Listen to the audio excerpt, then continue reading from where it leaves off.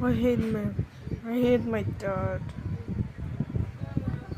I try to say the reason why he got angry is just for chinelas. If you don't know what these chinelas means, it's like a slippers, shoes, Crocs, those three.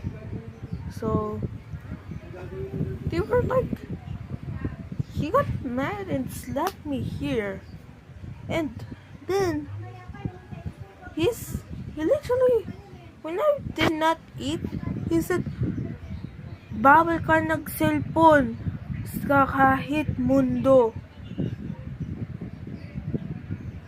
That means, well, you cannot play cellphone forever. And he took my cellphone away in his bag, in his like bag.